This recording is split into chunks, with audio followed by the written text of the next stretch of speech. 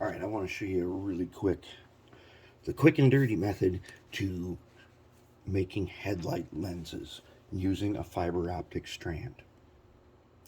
So I got my fiber optic, they come in a roll, and I got it at a train show. So I don't know what size it is and I don't have the bag for it, but let's take the caliper and I'm just going to measure it and we'll see here. Okay, I think it needs to be measured in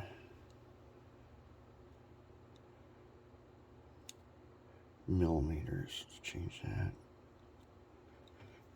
Alright, so let's go ahead and see what we get. 1.5 millimeter, that's what it is. 1.5 millimeter fiber optic. Alright, really easy.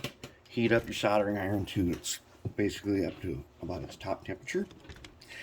And this is for when you have something like this, where these guys are missing and you need a replacement.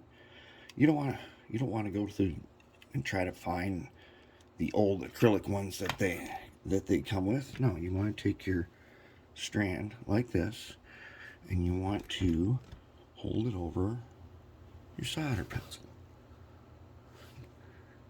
Don't touch it on there and just wait. In just a second it'll start to turn. There we go, it's just barely straining it. And turn it around a few times.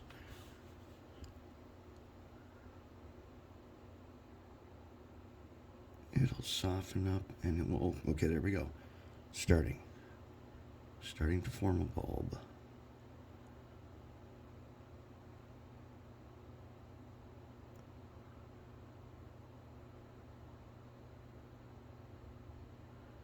Okay, you should be, see the bulb? There it is, there comes our bulb. Okay, you don't need much, just a little bit, and that actually might be just enough right there. See that? Okay. Let's find out if it works. Let's put it in here. Okay. So thread it through. There it is. There's the bulb inside the thing, fits perfect.